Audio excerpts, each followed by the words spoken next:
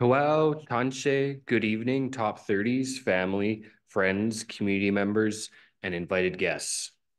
Welcome to the Alberta Council for Global Cooperation's 13th annual Top 30 Under 30 celebration as part of Canada's International Development Week.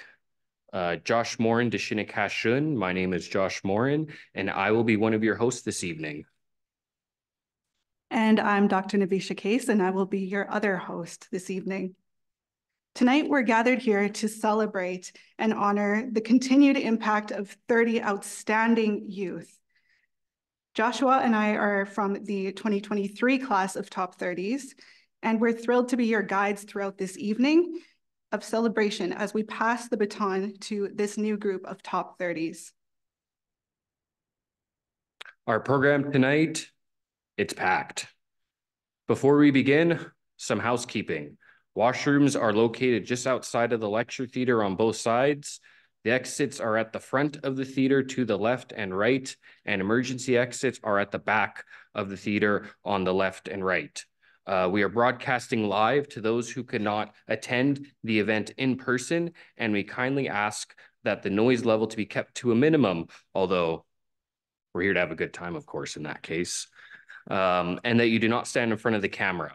In the reception area, there is an SDG banner set up for photos. And finally, refreshments will be served immediately following the program until 9:15. Navisha, I will pass it to you to commence the ceremony with a land acknowledgement. Thank you, Joshua. As we celebrate our top 30s this evening, I would call on us to reflect on the land that we are on.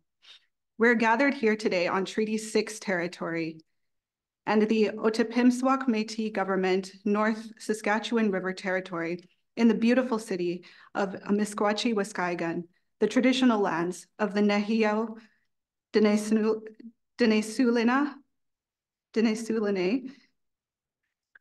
Siksike Sitapi, Nakota Sioux, Anishinaabe, Haudenosaunee, Métis, and ACGC Nanagut. As we celebrate here today, let us remember to honor both the land and the Indigenous peoples by continuing to fight for truth, reconciliation, and justice. I also encourage everyone to check out Indigenous Tourism Alberta for ways to experience the land and culture in its richness. Now, we'd like to call up to the front Interim Executive Director of the Alberta Council for Global Cooperation, Rachel Levy.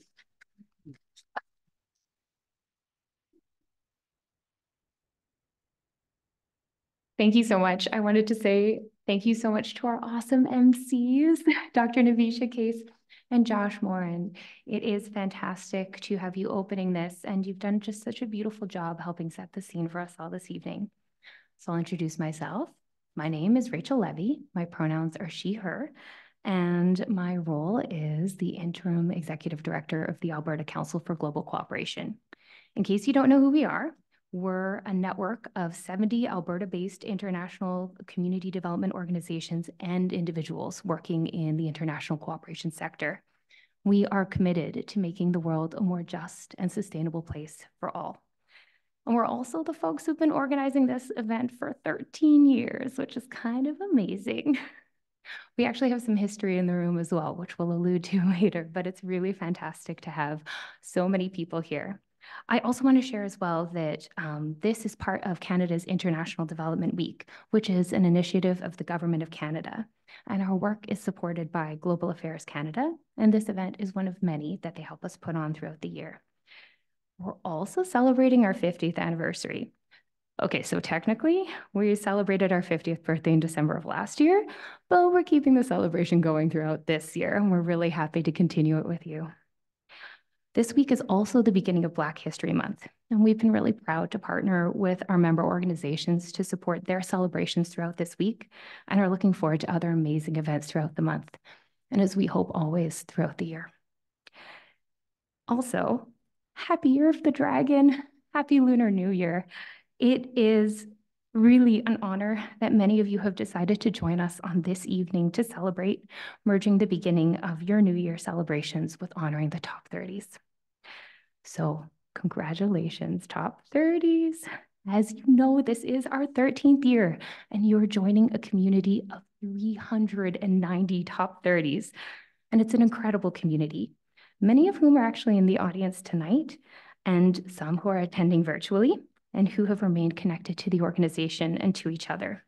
I also want to do a shout out to our virtual top 30s joining, some who couldn't join us in person today, but especially those joining internationally, we know how time zones work. It's a big deal that they're here joining us right now. So thank you so much. I also wanted to share just a little bit about the theme of this year. Our theme this year is focused on climate justice. And for many of us, speaking about the state of our planet and our role in it can be a challenge. But something struck me last night that I'd really love to share with you this evening. Okay, so yesterday we hosted this lovely small gathering of some of the top 30s and some alum who could join us for an informal networking session at the ACGC offices. It was facilitated by former top 30 and cherished member of the ACGC community, Lily, who has actually joined us this evening over there. Lily asked us, as we went about the room, to share what we love about the land and what the land gives us. What I found, listening to the candid, thoughtful responses of the young people in the room, was not just a deep love for what the land has given us, but also this deep sense that we belong. Our mental health, physical health, our very existence is bound up so completely to this earth. And so this group of young people reminded me of this beautiful boundlessness and oneness of our collective existence. The earth, the plants, the rocks, the water, the stars, the animals, both human and not, that we are all bound up in the well-being of one another. And we see this in all of the incredible work and the way in which these young people move through the world. So I invite you to please, not maybe in this moment, pull out your cell phones, but like later this evening or tomorrow, check out their incredible profiles. They're featured on our webpage, across their social media, and you'll get a small understanding of all of the incredible accomplishments of these young people. I also want to thank as well, or share that we've got an amazing keynote. We're really looking forward to her speaking, along with a number of our top 30s as well. And I also want to share a note of thanks to University of Alberta International, who is our partner for this event, and also a member of ACGC. And I'd love to welcome Nadine, representing UAI. Thank you so much, everyone.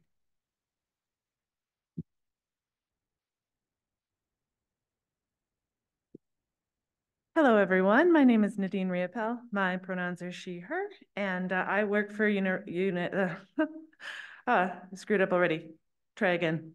I work for University of Alberta International here at the U of A, right in this very building, actually. And this is actually, we're very proud to be partnered in this event. It's actually the last event under our International Week 2024 series of events. It's the 39th annual International Week. We had a lot of stuff going on this week. The International Week provides a forum to share ideas, inspire discussions, and animate debates on current global issues and the solutions required to create a better world using the UN Sustainable Development Goals, these ones, as a frame for the conversation. And this week we had a lot of great sessions. It's funny that Rachel should mention eco-grief, because Monday we had a panel on eco-grief and climate optimism that was actually really inspiring. We also had a documentary movie night at the Metro Cinema with over 200 people on Wednesday called Boil Alert, about Indigenous water rights. Last night, this very room was packed to the rafters for Supreme Court Justice Sheila Martin's talk. And now we have the ACGC Top 30 tonight. We're really honored to partner with ACGC for this wonderful event, recognizing wonderful people in our provincial community. I wanted to say community, but I know it's not like just Edmonton, so the broader community. Thank you very much for being here, and enjoy your evening.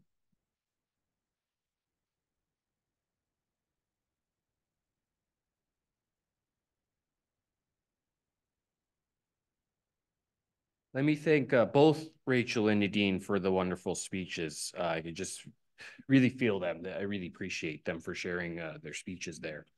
So thank you for sharing about University of Alberta's international I-Week initiatives. ACGC is always thankful to partner with UAI. His Worship Amarjeet Sohi, Mayor of Edmonton, could not attend the ceremony tonight and sends his regrets. Councillor Jennifer Rice of Ward Ipikokani Piusia joins us tonight with greetings from the City of Edmonton.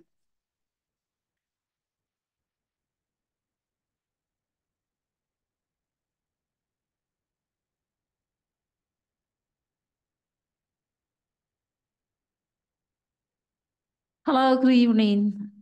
And how are you today? Very good. Yes, that's wonderful. And specifically today, and then you probably already know, is the first day of the new year of the dragon. So I want to take this opportunity, and before I say the formal words, and on behalf of our Mayor Sohi and City Council, and I want to wish all of you and for this new year of the dragon and healthy and also really strong and fortunate and year and all the best and for that. So I want to say that first.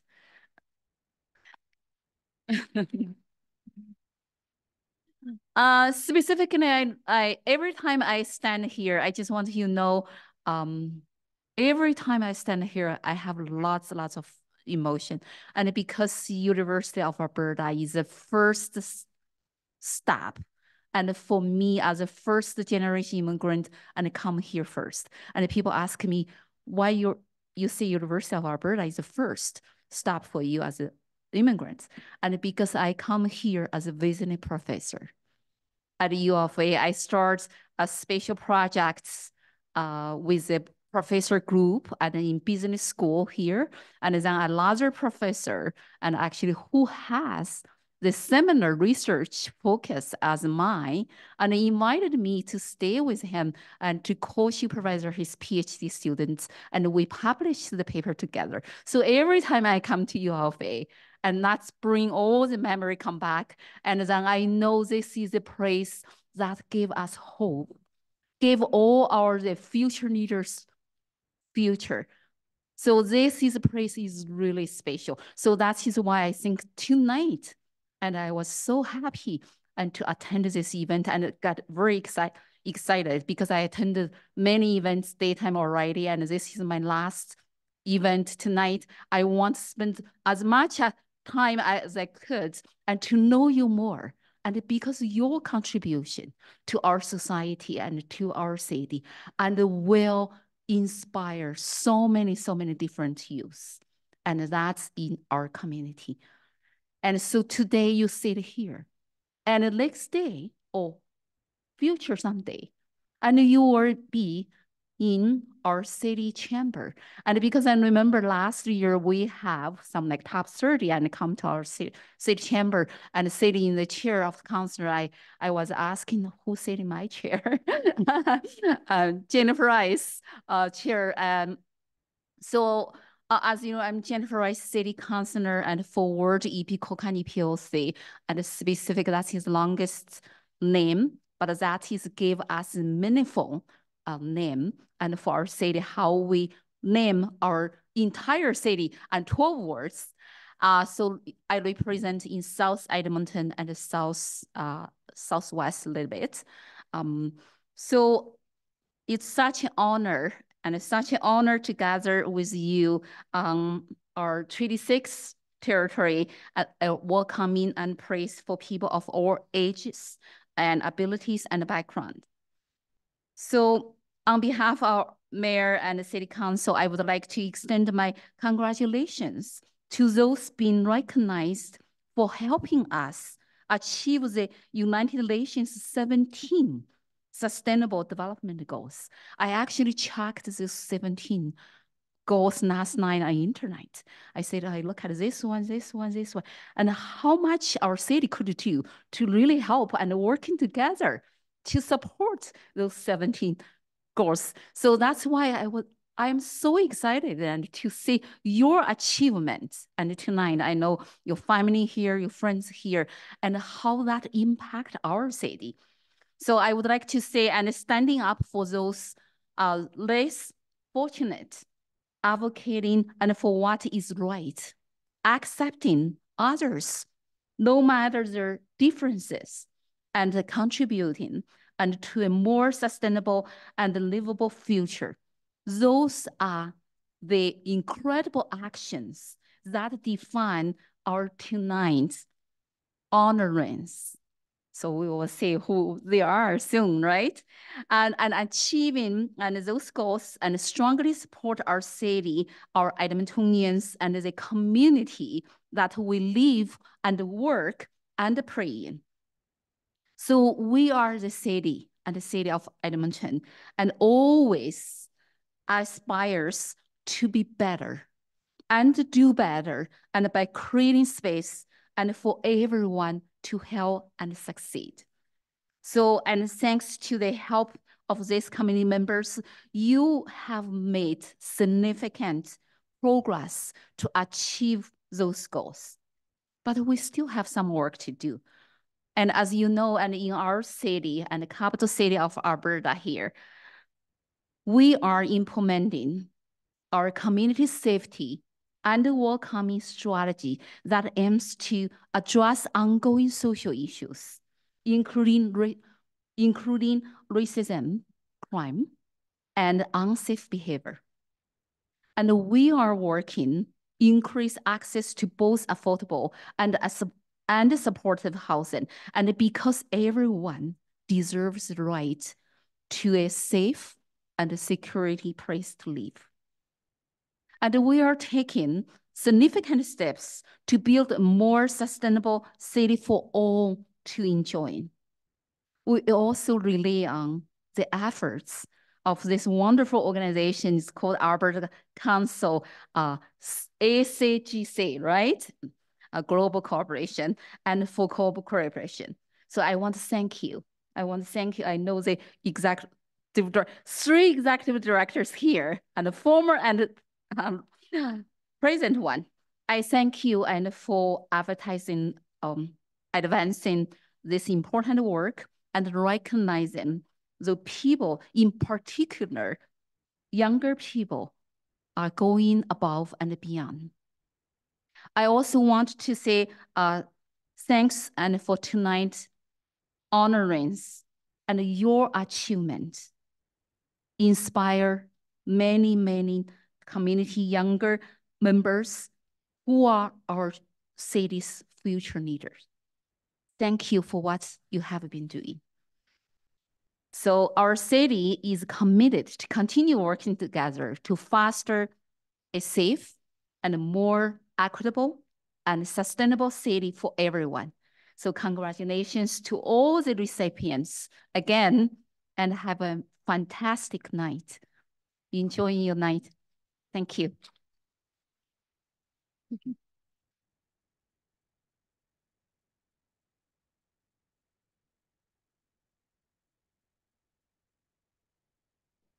Thank you for those inspiring words, Councillor Rice, and for welcoming us on behalf of the City of Edmonton. We are thrilled to have you join us for tonight's program. We would like to call up someone very special.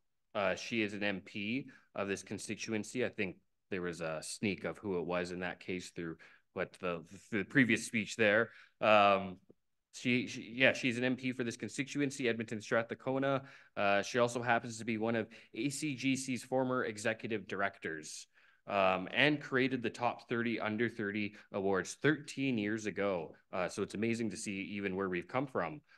Please welcome the Honorable Heather McPherson.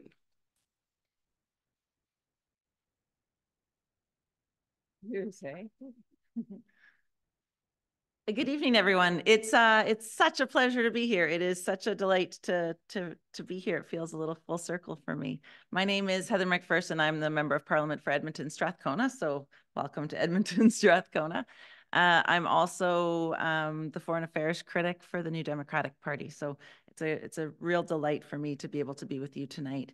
And I You know, I wanted to talk a little bit about the fact that 13 years ago, I remember sitting around a table with this amazing team at ACGC and thinking about what we could do to acknowledge and recognize the incredible work that is done by young people in our communities. And the idea of a top 30 under 30 award was born, and to see how so many incredible people have been recognized, like all of you, to see the way that the organization has built this into something so special. It really means a lot to me. But I also wanted to just reflect too on this moment in time in the world where there is so much conflict, there is so much pain, there is so much difficulty. We know what's happening in Gaza. We know what's happening in Ukraine, even on the streets of Edmonton where people don't have homes.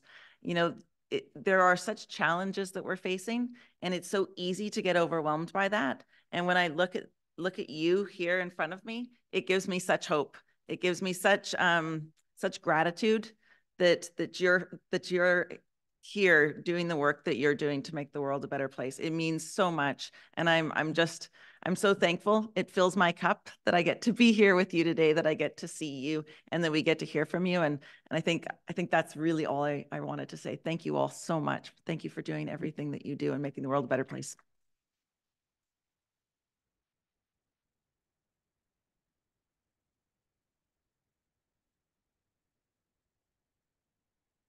Thank you, Ms. McPherson, for your really thoughtful and kind words for us tonight. The Right Honorable Justin Trudeau, Prime Minister of Canada, has provided a video for the top 30s, which we will play now.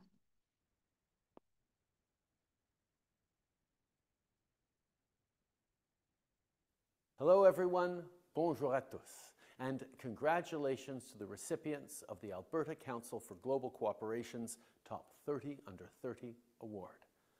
Today you're being recognized for your work to build a more sustainable future for everyone. But what's even more notable is you were nominated by your community. My friends, that is a testament to the impact you've had on those around you, and that's something you should all be proud of. Il y a près de 10 ans, lorsque le Canada et le reste du monde se sont engagés à atteindre les objectifs de développement durable, ils ont de ce fait reconnu l'urgence du défi auquel la planète est confrontée: la pauvreté, les inégalités et les changements climatiques. Il s'agissait d'un appel à l'action collective. Nous savions qu'il fallait que tous apportent leur contribution et que toutes les voix soient entendues, en particulier la voix des groupes marginalisés au fil de l'histoire qui n'ont trop souvent pas eu l'occasion d'avoir leur mot à dire. In that spirit, I'm proud to see the diverse range of young leaders that the ACGC has recognized over the past 13 years. Leaders from all walks of life with a wide variety of experiences and skill sets. And yet, all of you share one thing in common: a willingness to roll up your sleeves and solve the challenges that lie ahead of us. So whether you're creating solutions to reduce poverty at home or abroad, or promoting climate action and sustainable communities, or tackling any number of the 17 goals, your ambition is helping build a future where everyone has a real and fair chance at success. And your dedication to making the world a better place deserves every ounce of recognition. So once again, congratulations. I can't wait to see what you achieve next. Thank you. Merci.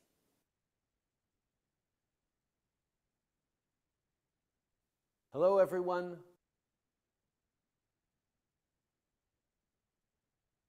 We thank Prime Minister Trudeau for his beautiful message to the top 30s. Per rules surrounding the videos, we were not able to add English subtitles for the French portion of the video. I will translate the French portion. Thankfully, they have the translation here for me.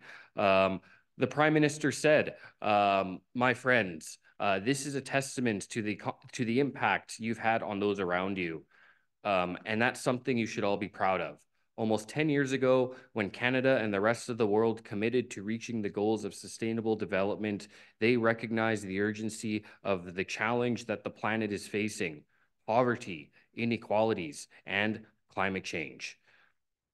It was a collective call for action We know that we have to work together so that all voices are heard, in particular, the voice of marginalized groups throughout history, which often didn't have the opportunity. Again, we thank you, Prime Minister Justin Trudeau. And now we have a special treat for you. About a month ago, over half of the top 30s participated in creating a video to represent their dreams and visions for the future. Now we are going to view that video. Who's ready to see it?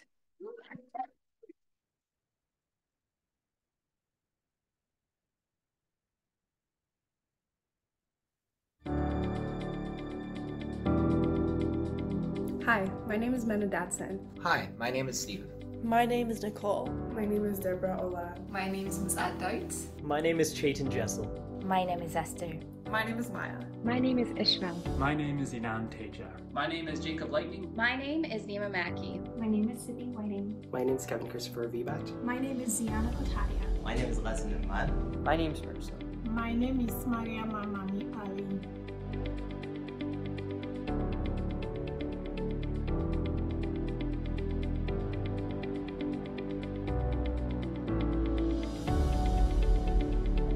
Now is the time to come together as a community, a local community, a national community, and a global community to work collaboratively to address pressing problems and build a sustainable future. We need to work with interdisciplinary teams that come from different educational and lived backgrounds to tackle the environmental and social problems that we face today.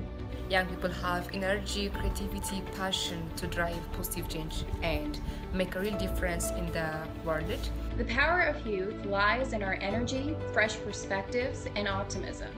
I mean, look at how we've transformed social media platforms. We inspire fresh ways of thinking, and together we can build communities rich in diversity and fairness.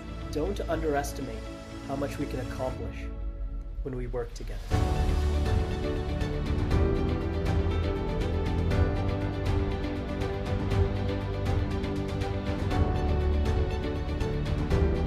Now is the time for bold new ideas from bold new people. Don't underestimate your story and experience, even if the environment that you're in doesn't appreciate it. Every young person should feel empowered and able to speak up about issues they are passionate about. This alone can bring us one step closer to creating more sustainable and equitable environments.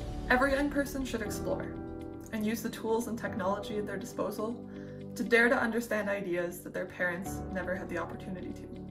I believe through education and mentorship, youth can cultivate a positive mindset to unlock their full potentials and help in contributing to a brighter future. Reflect to identify what you bring to the table and share your voice.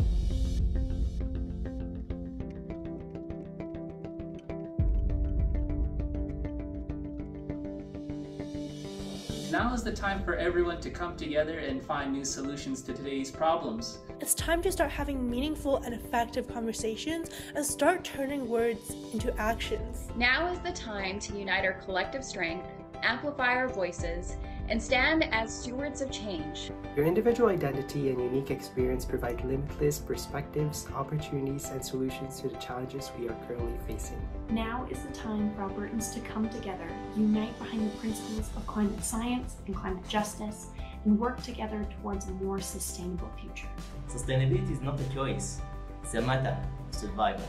Be involved in your community, push for change, and accountability. Every young person has the ability to lead and drive transformative change within their communities. Therefore, we need to encourage young people, support young people, and most importantly, listen to young people. Youth have worthwhile ideas and recommendations for how to create a more equitable society. After all, we are the ones inheriting this world.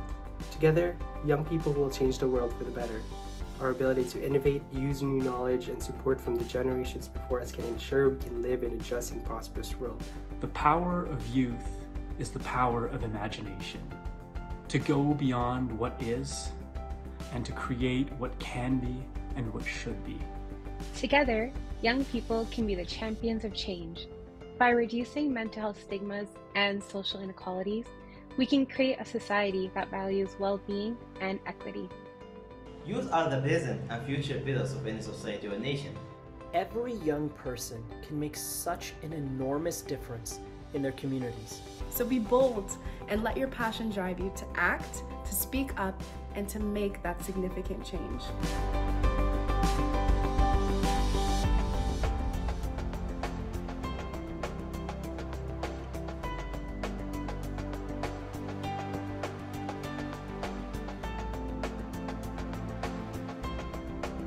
Wow, how energizing was that? Now that you've gotten to know our top 30s a little bit, that introduction, we're going to get to know them a little bit more now.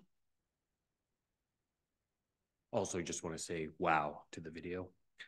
As you know, a few top 30s are selected every year to speak at the celebration event. This year, the top 30s had a chance to vote for their top 30 speakers.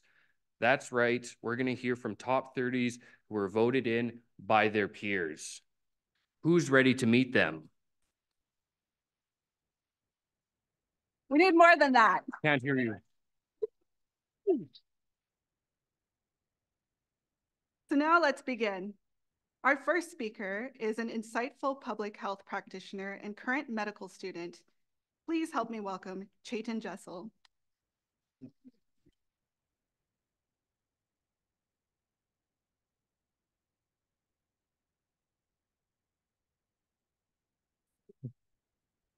Thank you all for being here.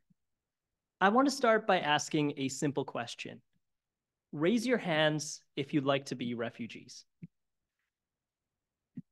Okay, now raise your hands if you don't want to be refugees. Yeah, that makes sense, doesn't it? When I say refugee, it most likely invokes the image of a person fleeing their country from war or persecution. In current times, there's a new class of refugees emerging: climate refugees. These are folks who are forced to leave their homes due to the relentless impact of climate change, be it rising sea levels, severe droughts, or encroaching wildfires. I had the opportunity to meet a climate refugee this past summer while shadowing a doctor in the emergency room. This person's name was Shane. Shane, like all residents of Yellowknife, have been told to flee their homes due to the encroaching fires. Shane presented with significant shortness of breath and chest pain, a direct result of inhaling wildfire smoke. Smoke is a toxic mixture of things like mercury, methane, ozone, carbon monoxide. And research shows us that inhaling these fumes can be equivalent to smoking multiple packs of cigarettes a day. We were able to help Shane breathe normally again, but the doctor informed him that the damage to his lungs was permanent. It wasn't Shane's fault that this happened, and I can't imagine how scary this would have been for him. But someday I might. In Alberta's biggest cities, our last smokeless summer was 2016. That's 8 years ago.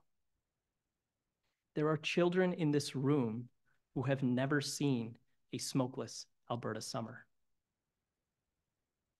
Do you remember those terrifying photos of Kelowna burning down this past summer? I often think, how long is it until one of those fires challenges one of our biggest cities? How long until we are forced to flee our homes and become climate refugees?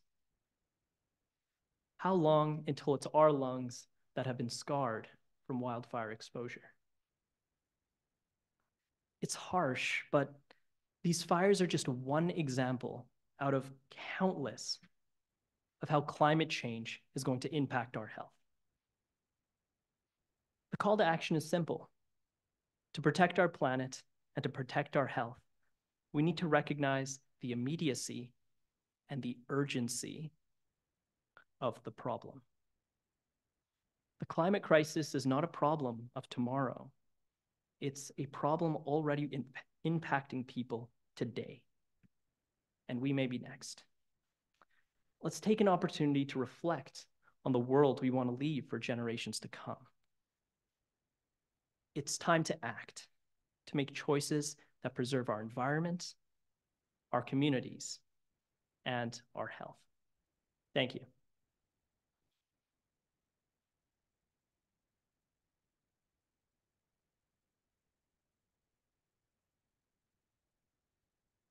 That was great. That was great. Thank you so much, Shaden. Thank you so much for highlighting the connection between public health and climate change. So very important.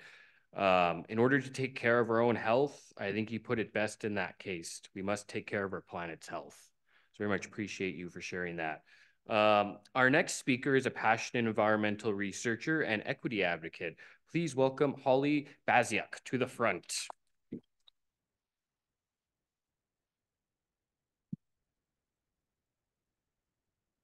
A lot of my work is at the intersection of climate research and creating more accessible and inclusive environments for students to do this research. The earth sciences have historically been a cis, white, male-dominated field, meaning that the baseline of what is understood for a positive field experience typically doesn't take into consideration people's identities and backgrounds, meaning that unintentionally or intentionally, there are significant barriers for many people to start doing fieldwork. I want you to imagine that you're leading a group of students into the backcountry of Alberta in the Rocky Mountains. You're camping for 2 to 3 days for a field research experience. What kind of safety equipment do you bring? What kind of risks do you perceive? I'll give you a few seconds to think about what you might bring. Some of you might be highly experienced outdoor enthusiasts and can probably pull up a ready-made list of things you might bring. However, others may have never played or worked in the backcountry. This alone means that we need to communicate effectively and efficiently what is needed to have a positive experience in the outdoors. Either way, hopefully on your list, you have some things like first aid kit, maybe some bear spray, some emergency survival supplies. Hopefully you remembered your tent and maybe some water and food because, that's kind of important, and something to keep you warm at night. All of which may or may not have made your list, depending on your experience and the fact that I gave you about 5 to 10 seconds. What I put on my list might also be different because I experienced different risks in the backcountry. But what if I told you that field schools like this, the one you're about to lead, never used to carry backup menstrual products? You could be 2 days in the backcountry and you would be scavenging the first aid kit for anything absorbent, whether it be gauze, a Band-Aid, a cotton swab, anything, hoping you're not bleeding in front of your peers. This was a reality until this year, and honestly, a reality I faced doing my own field research. In experiencing this, I said to myself, how are we supposed to do the leading edge research that we need to when not all participants have their basic needs met? How can we find the solutions to the challenges we face, especially those related to climate change impacts, when not everyone can give their all in the field? That's why I do the work that I do, to make sure that people can take part in this work, to make our research teams more diverse, our research stronger and hopefully more impactful, and because there's power when all voices are heard. Today, we're training the next generation of scientists and change makers, but who are we making comfortable in these spaces? Who are we excluding? Whose experience are we tainting by not questioning the way that things have always been done? Whether it's consent training before field school, carrying menstrual product kits every time we go in the field, or having open conversations about risk in different environments, small changes can make a big difference. I encourage you, in whatever communities you exist in, societies, fields, wherever you exist and where you belong, to question whose experiences are not being considered. How can we make these spaces more welcoming? Because the voices being drowned out today might hold the answer to our collective future tomorrow. Thank you.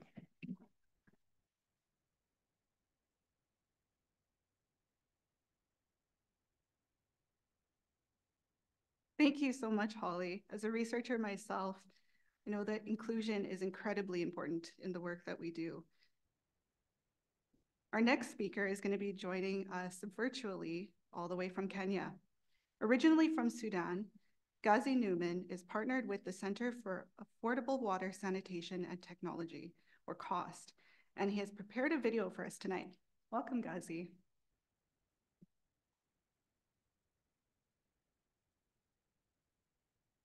Ladies and gentlemen, I would like you all to take a moment to reflect on the first time you came across the concept of sustainability. Please have 5 seconds to recall that moment. Now let us all go on a journey together to the heart of Africa, to my beloved country Sudan, which is a very, very beautiful country, by the way, despite the ongoing wars there, which I really hope it will end soon. So you all get the chance to visit it. How do you think local communities in my country and in the development world in general learn about the idea of sustainability? I'm sure that my perspective may surprise you. So they learn about sustainability through the charity organizations. And no, it's not through their awareness campaign or educational programs about sustainability, but rather through their actions, which ironically can be sometimes really unsustainable. How so? Okay, let's all look at this image. This lovely girl was watching us when we came to her village to support them access safe drinking water after 2 years of water shortage. You might be familiar with what she is standing upon. Yeah, it's a water well. But what caused this water well to be dumped like this? In a village where women and children spend and travel 4 hours each day to collect around 40 to 50 liters of water. The truth is, I don't know. I have no idea how they broke it and why it is still dumped like this. But what I know as an engineer, that it can be easily fixed if there was someone with the skills and knowledge and experience and responsibility to fix it and to restore it. But let's think deeper. Even if we restore this water well, how can we address the humanitarian crisis caused by the water shortage of this water well malfunction? Well, you see, this water well have been constructed by a charity organization years ago, even before this lovely young girl was born. That means her parents settled in this village because of this water well. She used to go to school every day, healthy and clean, because of this water well. Even her village prospered because of this water well. Now when it malfunctioned, her life turned upside down. Instead of going every day to school, she woke up every day to fetch water for her family because her mother is sick because the diseases spreads in the village as a result of the water shortage, and her father traveled away in order to secure a better job, in order to support them. Ladies and gentlemen, unfortunately, this sad story repeated itself with almost the same details with over 500 water sources across Sudan and with hundreds of thousands of water sources across Africa. This is the untold story of sustainability in the development world. People here might not be familiar with the term itself, but they suffer its lack and they suffer its consequences. And I am here today to be the voice of those people. Now let's do some accountability. Well, for me, I would love to look at the comprehensive equation, which includes the donors, the charity organization, and even the local communities. What I'm saying right now is a shared responsibility. So, aid organizations and donors must embrace the concept of localization, and the charity organization and the implementing organizations should embrace the concept of participatory approach. So localization is about empowering local communities to take the lead of their actions, while the participatory approach is about engaging with the local stakeholders and the local communities in order to enhance the effectiveness and sustainability of the development projects in general. What I think and what I believe is that it is very crucial for the international community to shift from conducting solutions and implementing solutions to empowering communities, local communities, to lead their own solutions. And this is actually why I'm very passionate about COST, Center for Affordable Water and Sanitation Technologies in Calgary, Alberta, because this is their approach, and I am one of the beneficiaries of this participatory and localization approach. With them, I co-founded WaterCare, which is a social enterprise that empowered over 950 Sudanese youth before and during this current war. And with them, because I'm now even extending my efforts to support sustainable water and sanitation in several countries across Africa. I really believe that we can achieve one day where we don't waste our resources on unsustainable interventions. And this is my message to you. If you really want to advocate for sustainable development, I would suggest you to leave your comfort zones, discover this amazing world, explore it, because at the moment when you realize the complexity, the complex aspect of sustainability, you can truly advocate for sustainable development. My name is Ghazi Nu'man and I am watching Kenya from Sudan. Thank you for your time. Ladies and gentlemen. Wow, that was an amazing message in that video. Thank you, Ghazi, for sharing the work of COST and the water care in providing access to clean water, and for sharing what it means to make sustainable choices. Your story reminds us of the power of solidarity. Access to clean water is a human right, of course, and water is life. It's such a important thing to get across. So this video that Ghazi provided, it just really connected to me, and wow. Next up, let's welcome our next speaker. She is passionate for mental health and a human rights activist. Let's hear it for Ishmael Naveed.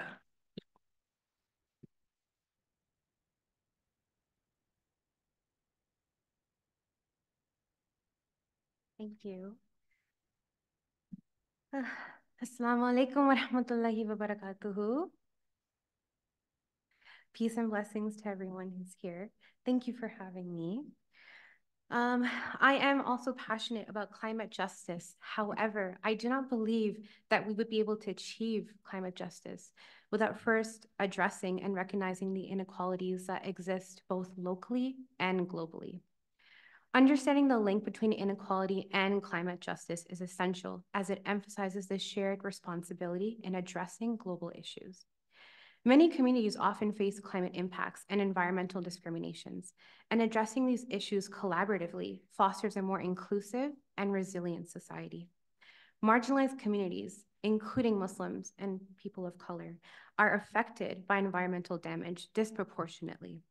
Tackling inequality is not just about social justice. It's a key step towards building a healthy, sustainable society and an equitable future for everyone. It's not just about being fair, it's about making sure everyone has a chance to live in a healthy world. Together, we can address these barriers and uplift these voices that have been marginalized for too long. I would like to close with a short spoken word of my experiences personally of facing inequality, which are not uncommon to the experiences of other individuals and Muslims in Canada who face inequalities every day.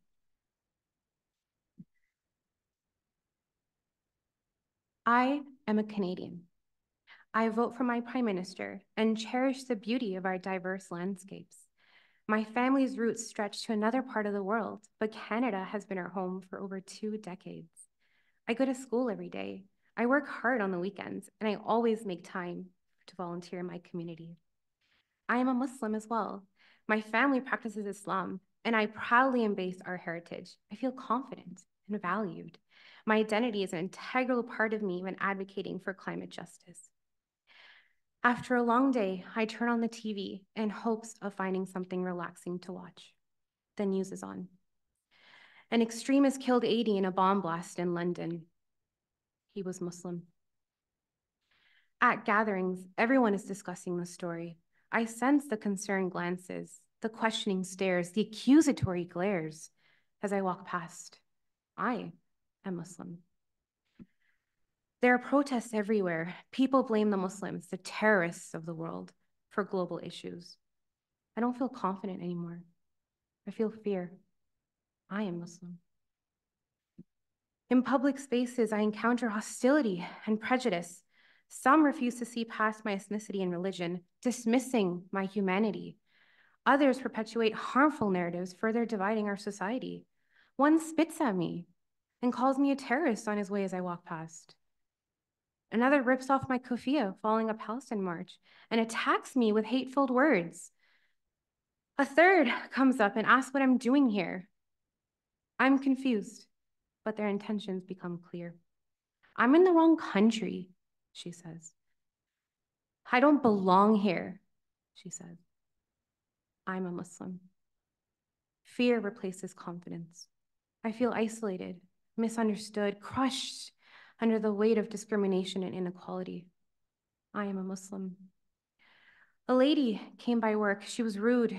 She told me people like me should be cleaning the toilets. A stranger stopped her words. Then another.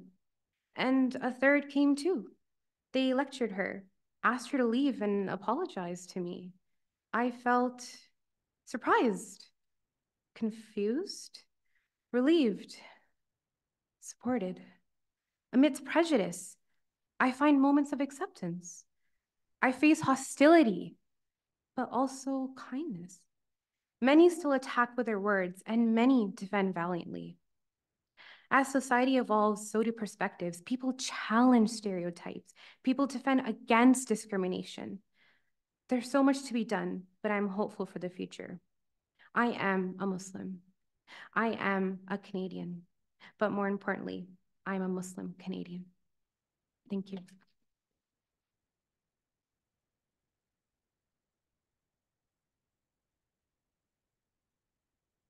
Ishmael, that was profound.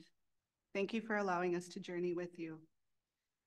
We're gathered all here tonight because we have made a commitment to fight discrimination and to create an inclusive society where no one has to feel like they don't belong.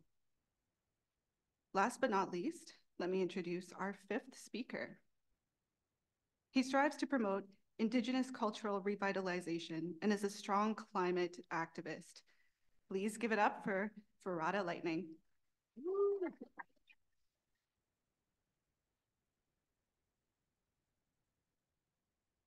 Tantse, Spimisa Tim Siga Sun.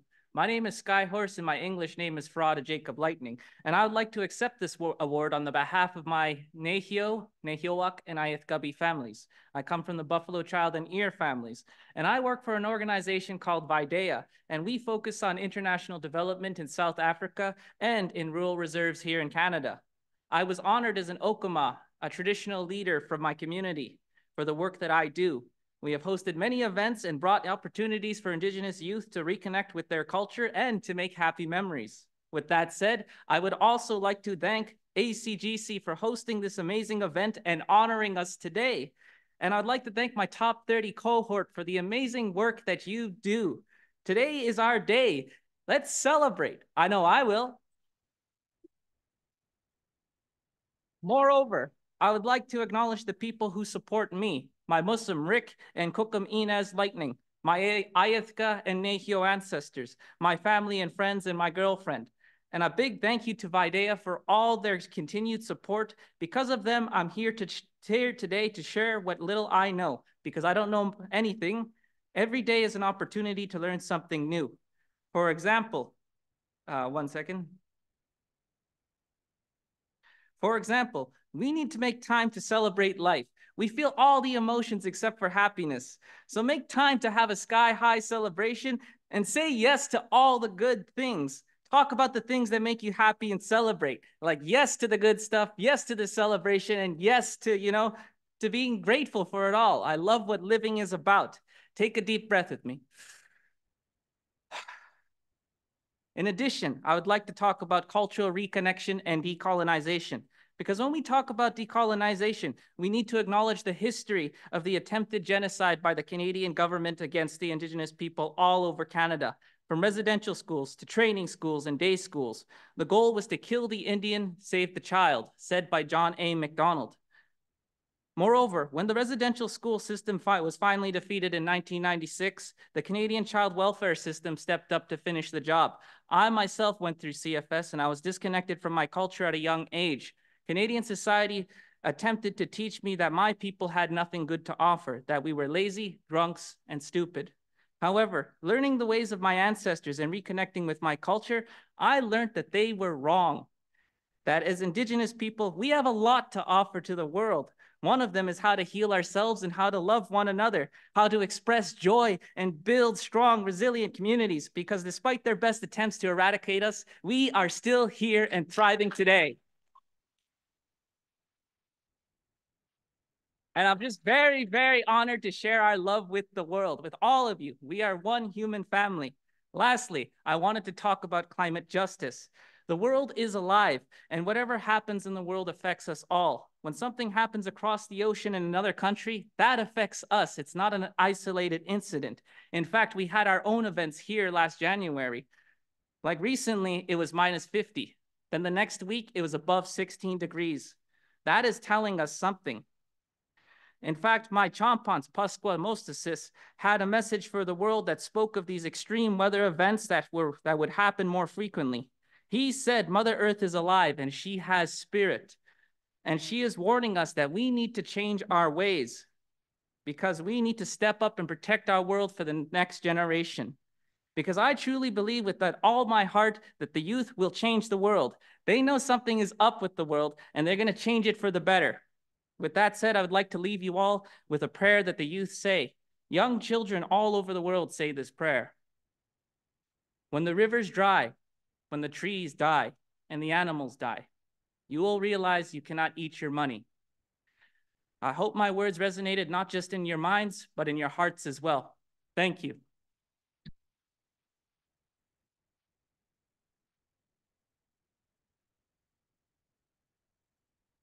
That was a powerful reminder, Farada. Thank you for reminding us about the interconnectedness that we have with climate justice and Indigenous reconciliation. One just can't happen without the other. I hope you've all enjoyed hearing from Chetan, Holly, Ghazi, Ishmael, and Farada and learning from them. We encourage everyone to check out their profiles on the Top 30 website at top30under30.acgc.ca. Each Top 30 reflected on their work and how it intersects with climate justice. You won't be disappointed.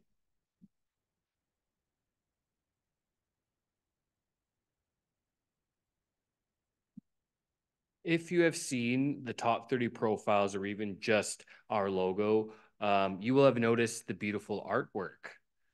This year's artwork was designed by Jimmy Ugre to reflect Indigenous culture, nature, and Alberta's landscape. Jimmy is an Ojibwe Cree artist based in Banff, Alberta.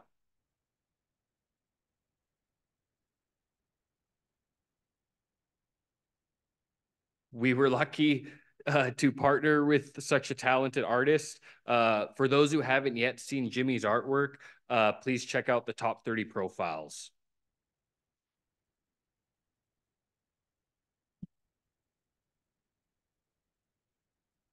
We now have a very special keynote here tonight. Kekesha Bazu is a youth human rights and environmental activist who is the recipient of Canada's Meritorious Service Medal and the only Canadian to win the International Children's Peace Prize, a Forbes 30 Under 30, and the first ever winner of the Voices Youth Gorbachev Schultz Legacy Award for her work on nuclear disarmament.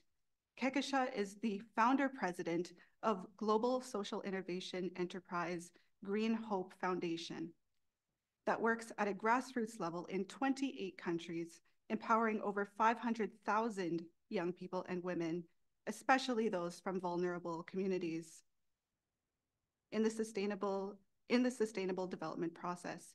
Joining us on the screen tonight, please help me welcome Kekesha Bazu.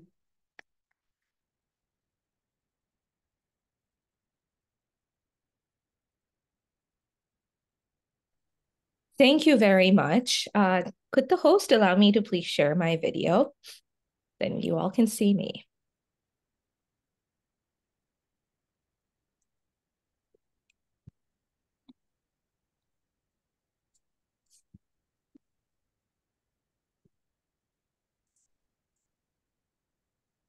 Okay, thank you once again for the kind introduction. And hello, everyone. I am truly delighted to be here today to connect with you, albeit virtually. I really wish I could have been there in person. And before I begin, I'd like to just congratulate all of the top 30 under 30 winners today and for the amazing work that all of you are doing. It just gives us so much hope for the future that we have all of this work that's going on. There's so many different challenges that our world is facing, but to really be able to recognize the solution makers is just really wonderful. So congratulations. And like I said, I'm very delighted to be here today to be able to share with you a bit about my journey, how I started out in the field of sustainable development and climate justice, and why it's so important for us as young people to take actions to work for a more climate just future, and why working for a sustainable future is so important. So I have been in this field for a really, really long time, since the age of 7. And that was because at the age of 7, I had seen the image of a dead bird with its belly full of plastic. And that was extremely disturbing to me, because it just made me realize that there was this disconnection between human beings and nature, and that there was something very wrong with our world for allowing such an innocent creature to suffer through so much pain. And that was the moment that spurred me to take action, because I realized someone had to take the first step to stop this wanton desecration of our planet. And that led me to plant my first tree on my 8th birthday. Now, my birthday is World Environment Day, 5th June. So I believed that it was my life's mission, that I was preordained to become an eco-warrior and fight to protect our planet. But eventually I realized that it was really through these ground level actions that I would be able to achieve this life's mission as I looked at it. And I worked on the ground for many, many years. And then at the age of 11, I was invited to speak at my first United Nations conference to share the work that I had been doing with my fellow children on the ground. But it was really the following year, in 2012, as a 12-year-old, that was the next pivotal moment in my life and in my journey to work towards climate justice. I was invited to speak at the Rio Plus 20 Earth Summit, which at the time was the largest sustainable development conference of that time. And it was then that I realized that out of 50,000 delegates, there were only 5 people under the age of 18, with me being one of them. And that really spurred me to ensure that I could address this lack of inclusivity. And that is how I founded Green Hope Foundation on my return home. And as was mentioned in the introduction, we now work in 28 countries with over 500,000 people on the intersection of climate and all other aspects of sustainable development. Because the work that we started out by doing, it was very, very much at the ground level. And slowly and steadily, we were able to see all of these different intersections that existed, and then worked to address those issues through concrete ground level solutions. And I founded Green Hope Foundation at a time when the world was switching from the Millennium Development Goals that had been adopted by the United Nations in 2000 to the Sustainable Development Goals, which were eventually adopted in 2015. And myself and my organization, we were part of all of these negotiations that led up to the adoption of the SDGs. And one thing was very clear, and that was that Climate Action Goal 13, you needed to understand what all of these different connections were with, whether it was poverty or hunger or infrastructure or peace, in order to actually achieve true sustainable development. And that is why we always recognize it as an intersectional issue. And given that we work all across the world, we understand that climate change impacts different communities and regions in different ways, and therefore you need unique solutions to address their unique needs. And so I wanted to take the opportunity to share a bit with you about, as young people, how we've been bringing about this change globally. Because at the end of the day, we see it really as climate action, which equals climate justice, and that equals a sustainable future. And we work to address all of the connections between our environment, our society, and our economy, which are the 3 pillars of sustainable development.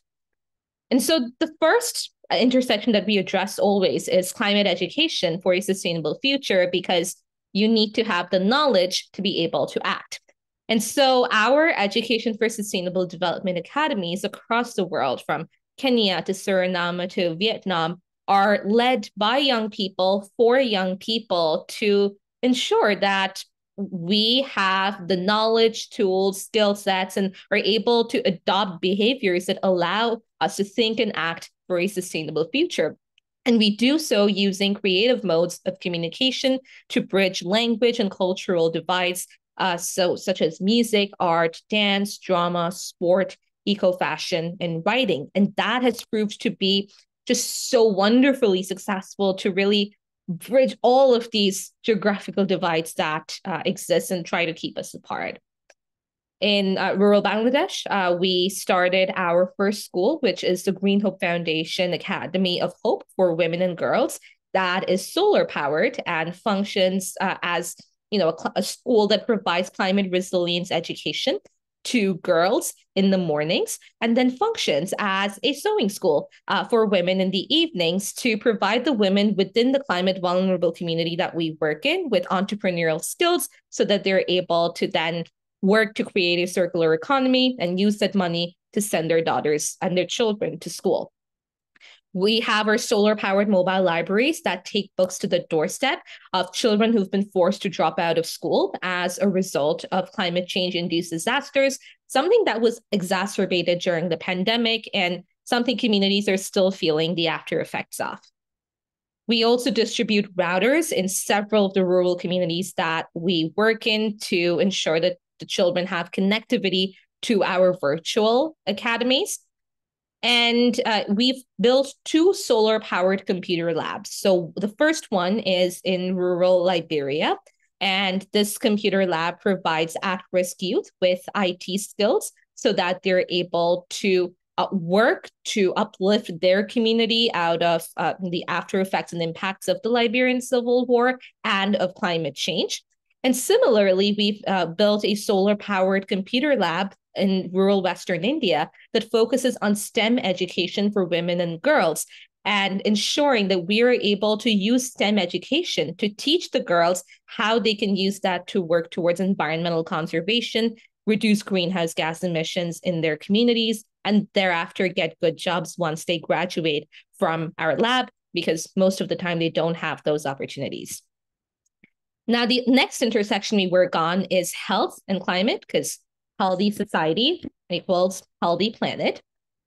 So in another community in rural Western India that is made up primarily of migrant workers, what we saw with our research on the ground is that most of the women actually were cooking with using really unclean methods of cooking, and they were burning a lot of wood. So that was impacting their respiratory health. And that in turn caused an increase in greenhouse gas emissions and a lot of pollution.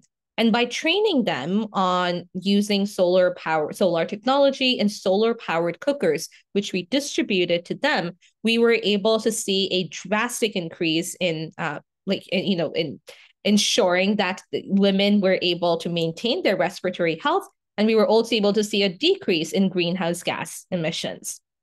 And for us, it's not just about addressing physical safety, but also mental well-being. And in a lot of the communities that we work in, due to climate disasters that hit, there's often a lack of street lights. And that means that in the evenings, it's completely dark. So women and girls feel very, very unsafe coming out of their homes in the evenings because it increases their risk of sexual abuse, exploitation, and trafficking. And so to address not only the physical well-being, but also reduce mental stress, we've built solar-powered street lights in Liberia, in Bangladesh, to provide people, and especially women and girls, with that sense of safety and well-being in climate disaster zones. Now, we also work, of course, relating to education and health and mental and physical well-being and climate and water security. So we build deep bore tube wells in areas that have been severely impacted by climate change, because we recognize that water insecurity is one of the impacts, after effects of climate change, and something that it just exacerbates. In communities, we work a lot on climate adaptation. So in communities where we've seen an increase in rainfall, we've installed rainwater harvesting systems to make use of the excess rainfall. In rural Kenya, for example, we distribute reusable water storage containers to rural communities to make sure that the children and the families are able to store water instead of being forced to walk to fetch water every single day in the scorching heat of the sun, which a walk that gets longer due to climate change. And in Caribis, which is a small island developing state, we have built solar water farms and distillation systems. Now, a problem that many small island developing nations are facing, Kiribati included, is that climate change is causing an increase in the salinity of groundwater due to rising sea levels. And of course, they're also hit with drought. So not only are they not getting enough rainfall, their groundwater is also really salty, so they can't use it to water their crops. And so our solar water farm and distillation system purifies the water and helps to achieve not just water security, but climate justice within the community. And of course, relating to water is hygiene and sanitation as well. And so we build sanitation stations in climate disaster zones to promote good health and well-being. We build toilets to provide the basic human right of access to a toilet that unfortunately many people around the world still lack, and especially in climate disaster zones. And with all of the talk of health and climate, this leads us to climate and food security. And so we work on growing our own food all across the world and teaching children that we work with on best practices to grow their own food within their own spheres of influence.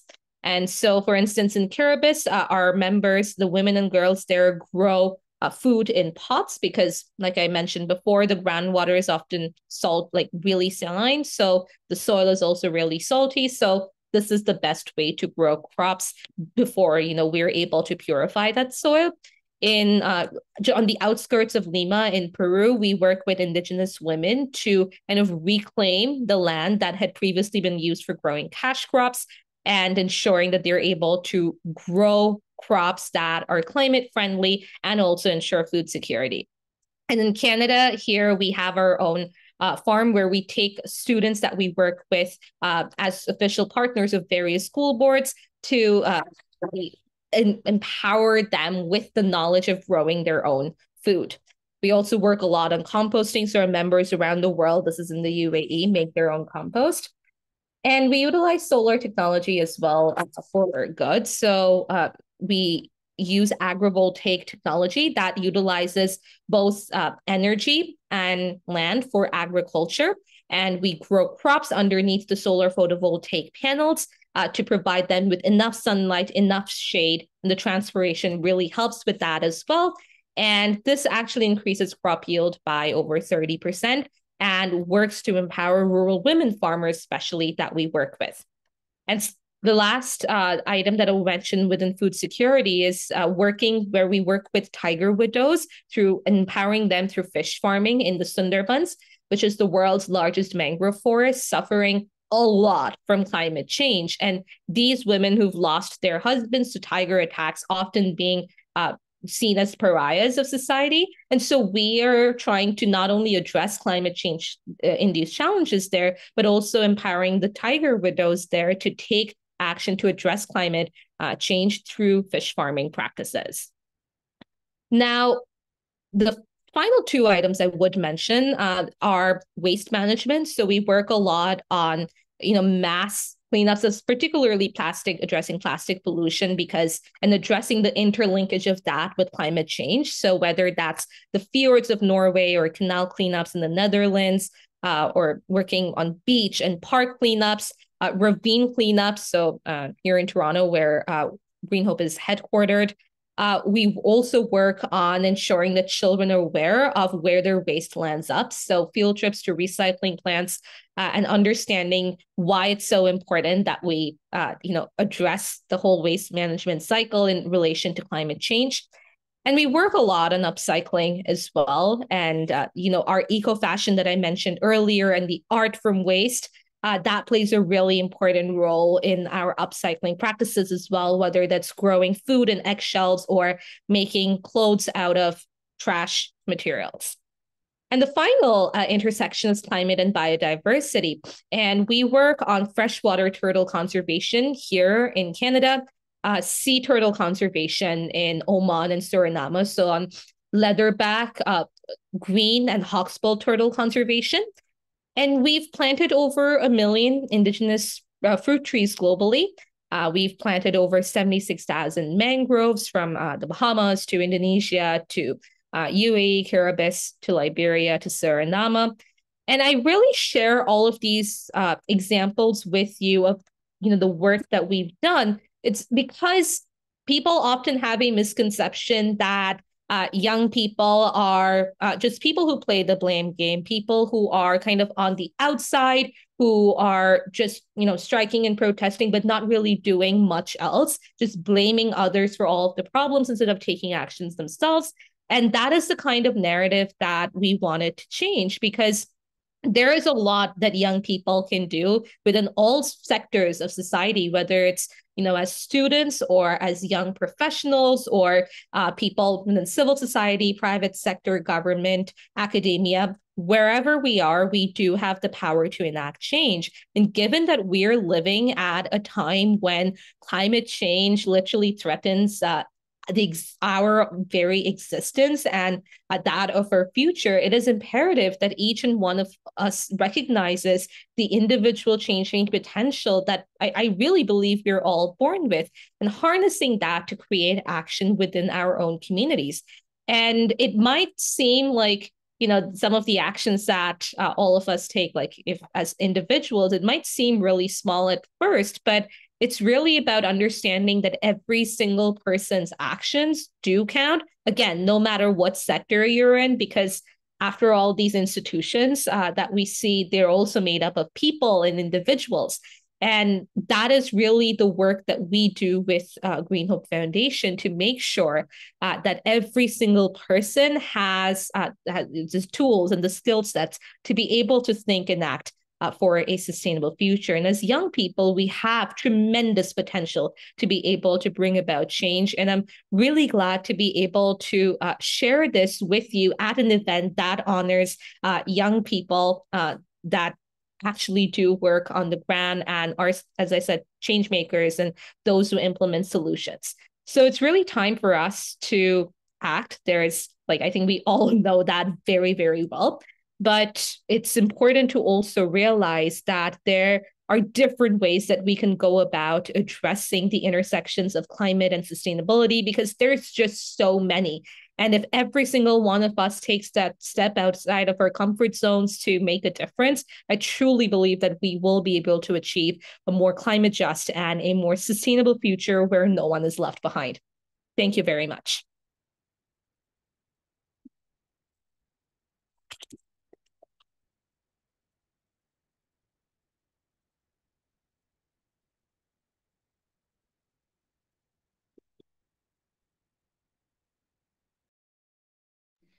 And the common thread that is really showing to me is really the power of youth that you're exemplifying.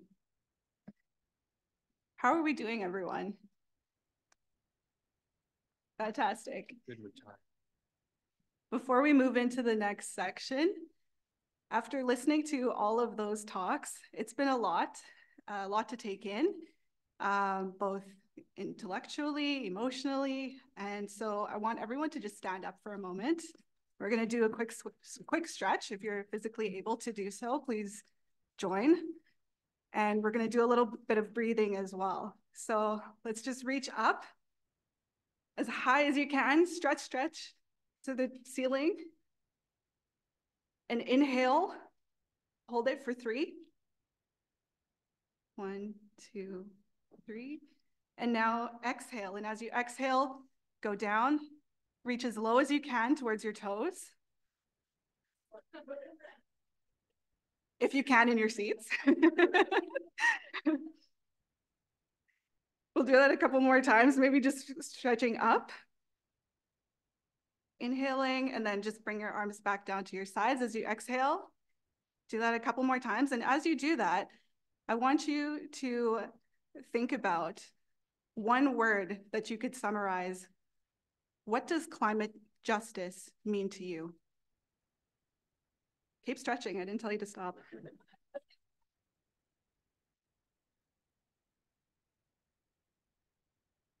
What does climate justice mean to you?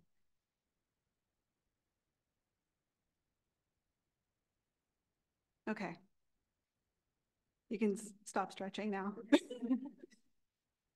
No. Don't sit down yet. Stay standing. Stay standing. Now, think of that word that you just came up with of what climate justice means to you. And now I want you to bring your awareness to the walls that are around us right now. And I want you to yell out that word that you came up with and break down these walls behind me. Can you do that? 1, 2, 3. One more time. 1, 2, 3. Okay, fantastic. Now I want us to carry that energy into the next section of the agenda, as we're going to be celebrating these top 30s now.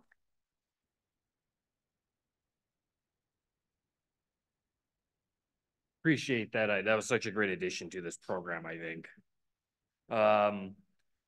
Now we will be calling each of the top 30s up one by one to receive the top 30 packages. And I did receive the instructions. Once the picture's taken, then I'll call up the next one in that case. So hopefully I get that right in that regard. But as I mentioned, this year, ACGC was proud to partner with Sargessa for its 50th anniversary. Sargessa is a tea company founded by Alexandra Deneau, a 2021 Top 30 Award recipient. So, I mean, I just love how, it's just, continuing to support folks who've been part of this. I just really appreciate it. It's really cool to see. Included in each package is a box of Sargessa tea, as well as a special sticker designed by ACGC staff, an ACGC staff member who wishes to remain anonymous to represent gender equality. Each of you will be called up, receive your package and certificate, then walk over to the camera. Our ACGC photographer, Wedged, will then take a photo of you with your certificate. These photos will be available to all top 30s shortly. If you'd like a photo on your phone now, please give your phone to Hope. We kindly ask that everyone please remain seated. We will call all guests to take photos after the group photo has been taken. After you've had your photo taken, please go back to your seat and we'll take a group photo at the end. I'd like to call Rachel back to give each of the top 30s their certificates and make some noise.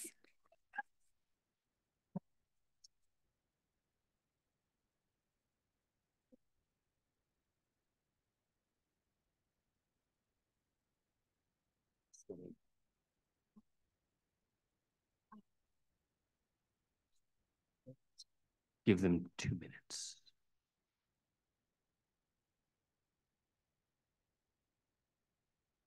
This is just gonna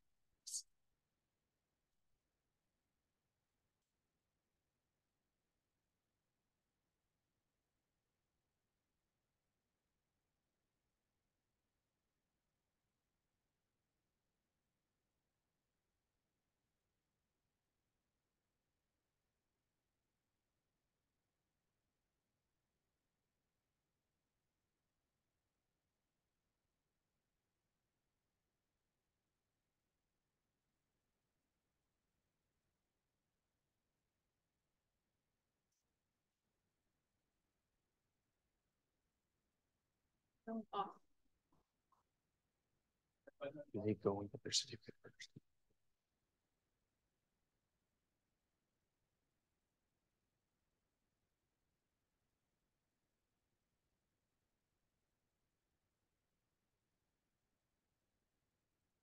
Pretty good.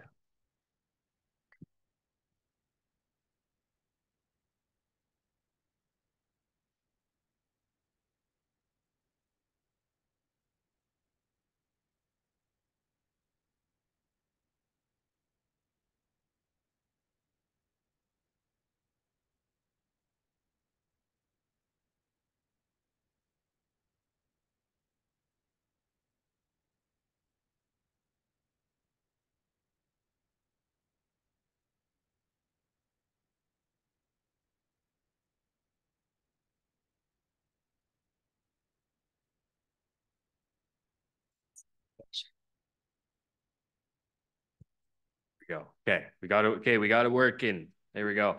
Yeah, so we'll start doing that. So you'll grab your certificates here, and then you'll walk over here to get your proto taken, and then head back to your seat. So to start us off, we'll start with Chaitin Jessel. Give a round of applause.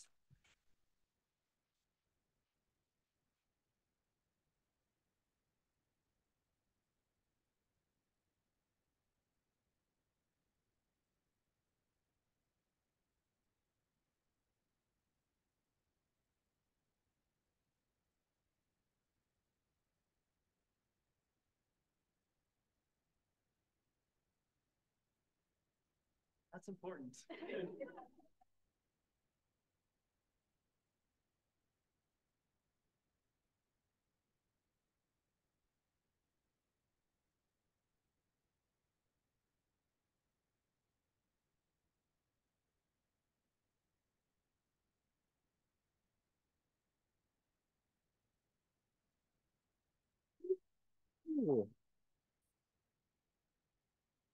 Next, we'll call up Eden Redmond.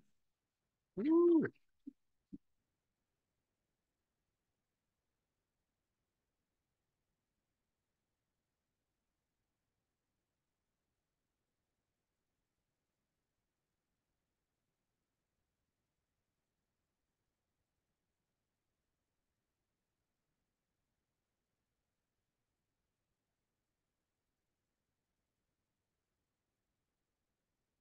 Absolutely. Whatever the calls are, whatever the wave brings in, we'll go with the flow. No, I totally, yeah, no, we're good. Aaron, we'll call up the next one. Aaron Drage, come on up.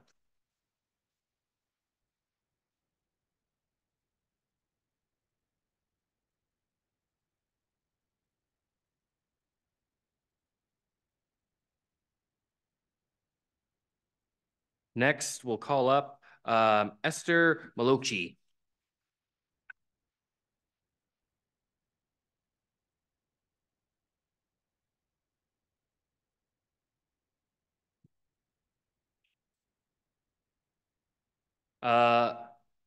Fajr Khan. Ooh.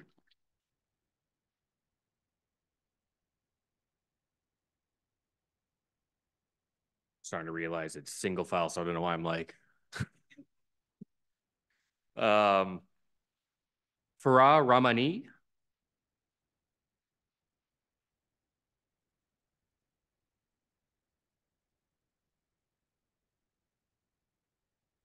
One of our lovely speakers again, Farada Lightning.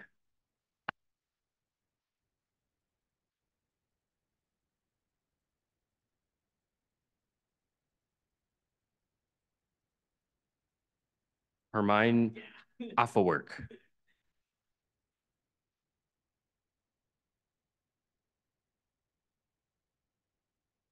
Should also say if I butcher any names, I'm so sorry in many ways in that case. Holly Baziak. Round of applause. Inam Teja.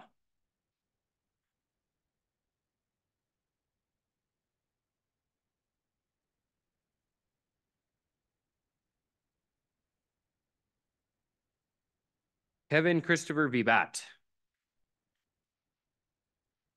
Oh, I skipped over Ishmael. So sorry. Don't worry, you're next. Here's me like, oh, it's all single file. And then, I'm supposed to be the host, in that case. Ishmael Navid, another one of our lovely speakers.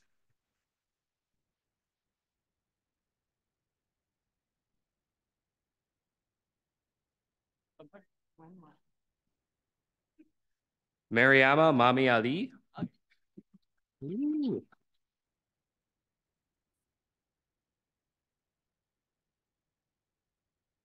Oh, the line's growing enough now. It's going over there. Miriam Sheik. Round of applause.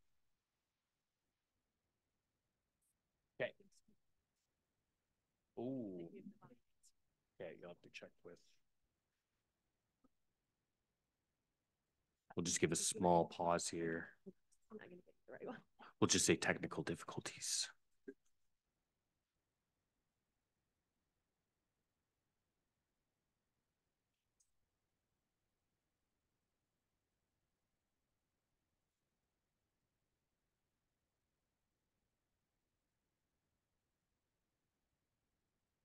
Make sure to check the names on the bags when you come up.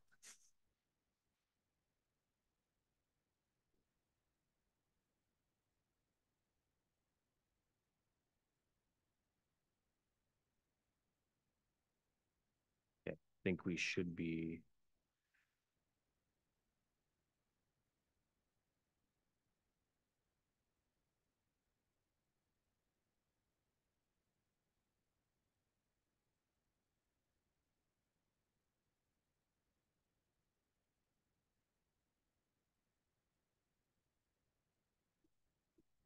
Maya Povi, come on out. Woo!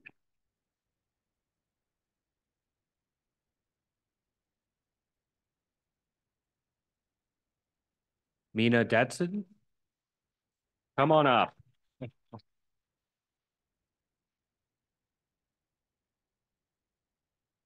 Mirza Beige, come on up.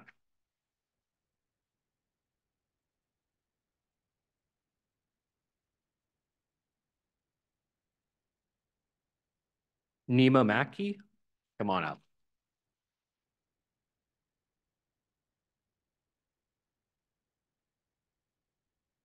Parul Singh Kanwar, come on up.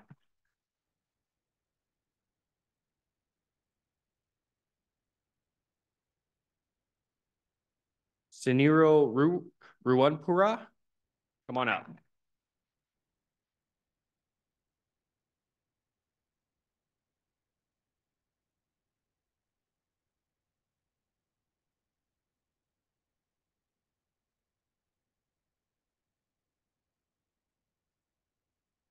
Stephen Lin, come on up.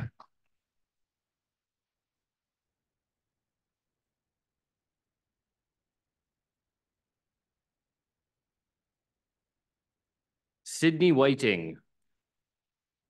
There we go. Come on up.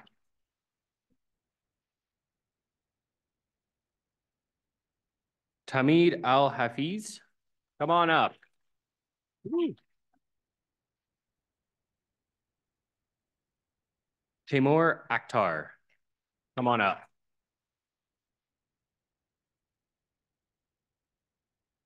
And Trisha Singh. Come on up.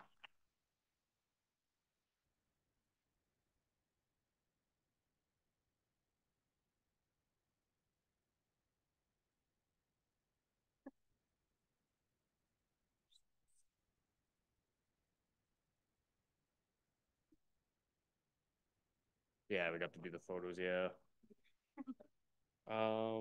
Yeah, they are doing a big one. Yeah.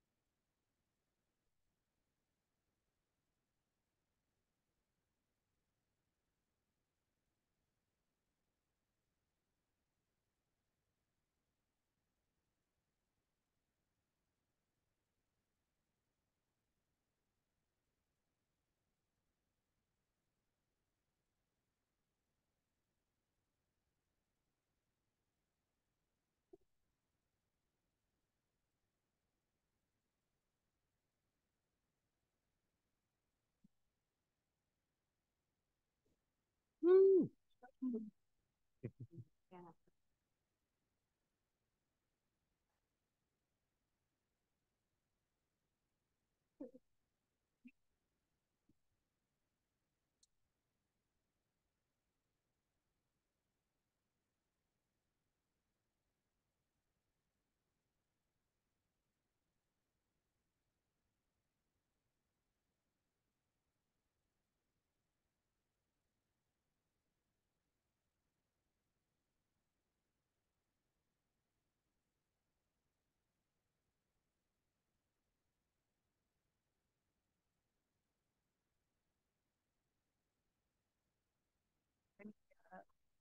about ACGC or anything to share? Oh, okay. I don't know. I can share History. Yeah, sure. That'd be good, I think. Also, sounds good. Could do some stand-up too. Okay, cool. So I've been wrangled to fill some space while we take these fabulous photos. I do not tell good jokes. My 7-year-old son tells amazing jokes. So I will not try to fill his shoes.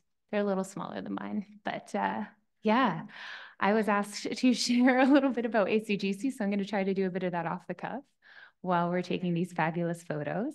So ACGC was founded 50 years ago, which is rather extraordinary. And I think something that we can all appreciate being in this room is that it's remarkable to always remember about this committed community that has existed for so long.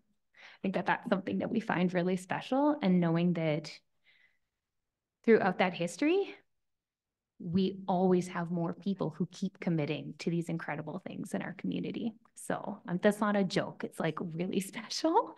And I just wanted to share how much that matters and how really beautiful it is. I know I'm gonna say more stuff later, but I also really appreciate that while we're honoring these folks right here, there are all sorts of folks back there who are supporting the people right here. And we know that without you, these folks wouldn't be here. So, I mean, I think we're all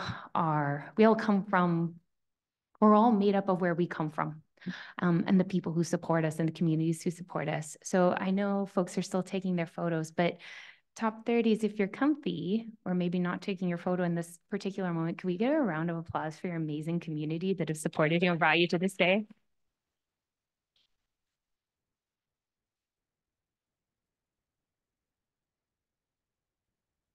I think something that we can also appreciate, and something that I've got to say from my heart, is I know that ACGC wouldn't exist without all of you. And it's not just our members, but our broader community who come together and support events like this, but who are committed to doing good work in a good way. And it's just so powerful to have you all here, and to have many of you be members or maybe aspiring members of our incredible community. And it's really incredible. And it's so interesting. Sorry, I feel a little bit badly because they're not here in this moment. But I don't know if everybody knew, we actually had my predecessor, Leah Attar, was here, and Heather McPherson, who was the previous CD. And I've known those incredible women for over a decade. And getting to work with them and follow in their footsteps is a real privilege. And it's amazing to be able to be in a space knowing that there is such a history of this commitment in Alberta. And I do not take that for granted. So I just also want to appreciate that. I think that's something that sometimes maybe we forget, to just remember that there are so many incredible people, and that we have a community that sustains us. And that is a powerful thing to remember. So I just want to marinate on that as the last 2 photos are getting taken. And then we're going to invite, it's another thing. We're going to invite all the top 30s up, and we're going to do a big group photo after one more last photo. Yeah. All right, cool. After one more last photo, we're going to invite all the top 30s up. We're going to do a large group photo. And I think we're going to let people take pictures on their phones. Sorry. And there's also going to be a slide of the top 30s who are not able to join us in presence tonight. So we're going to share that. Okay, but just a second. I know we didn't.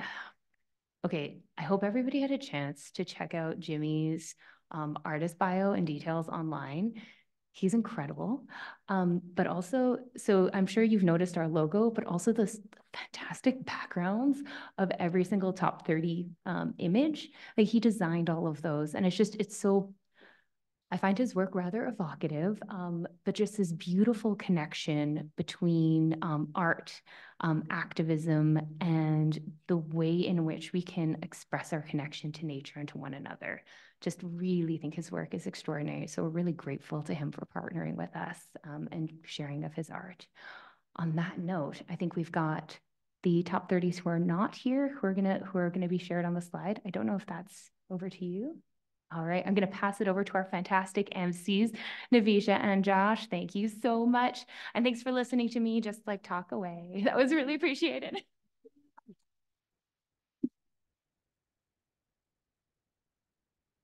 So while we prepare for that big group photo, not all of our top 30s could make it out tonight. As we have it posted up here, joining us virtually, we got Deborah Ola, Ghazi Newman, Misat Dawit, and Nicole Sun. Ziana Kotadia was unable to join us tonight. However, we'd love for you all to please give them a round of applause.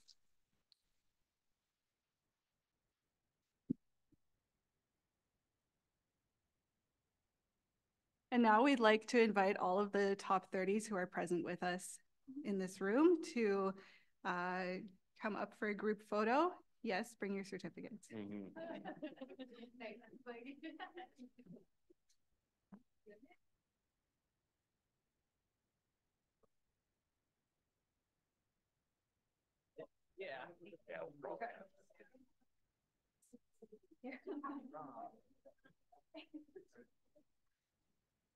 I'm wearing heels. I'm not a junkie. Yeah.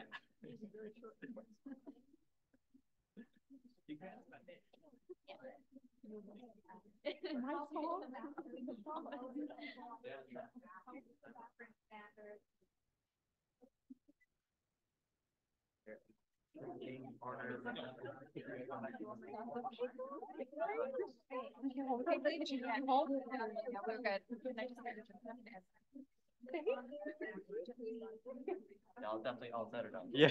Doing reading, we should set it up. Yeah, definitely. You should go. I think we're gonna need 3 rows. Yeah. Yeah.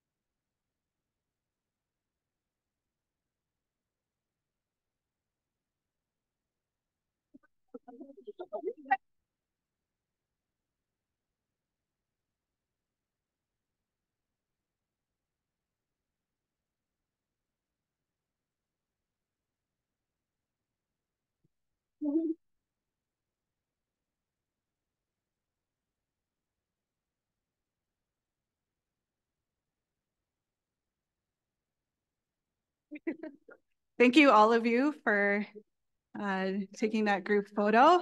I hope that you're all still able to do those squats when you get top 40 under 40. And it's been a pleasure to be your host this evening, and we wish you a good evening of celebration.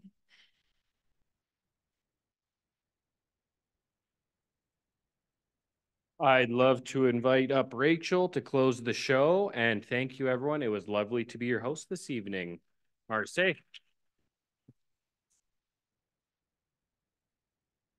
This part I prepared, so don't worry, you don't have to deal with my lack of jokes. There are no jokes, maybe? I think there's one.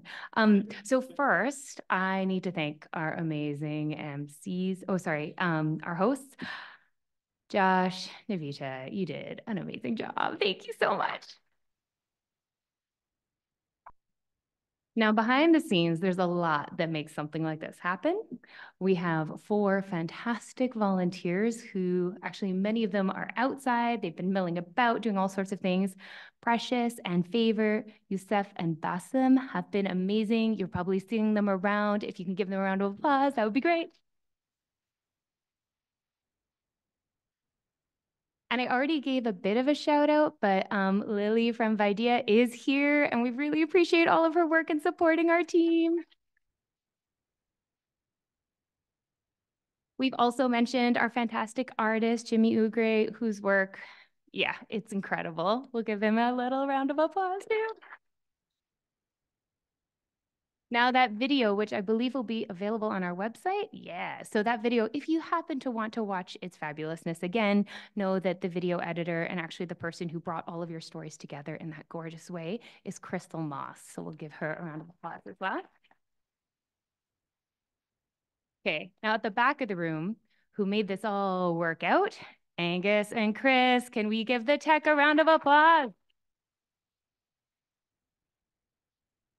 I've already given you all a shout out, but gotta do it again, because seriously, folks, without this community, the community members, family and friends who've come out to support the top 30s, those joining virtually as well, please a round of applause for them. And I would be remiss. Our team is a small team, but a mighty team. We've got Rain over here also doing tech. We get a round of applause for them. We also have Yara, who has been fearlessly supervising volunteers outside and preparing some exciting treats for everybody, and who also took care of the registration. She's just outside. I think she's not here, but let's give her a round of applause. Maybe she can hear it. And the person who was taking all those photos this whole time was, yeah. Not present this evening, Cedar is our financial person, and for anybody who's ever run a small organization or a large one, the finances are pretty important. So we're going to give a shout out to Cedar, who always makes it happen. And while not present in person, actually present online, the fabulous Donna, who has been running our comms behind the scene this evening and was instrumental in organizing the top 30. The top 30s all know them very well, so a shout out to Donna. And Hope.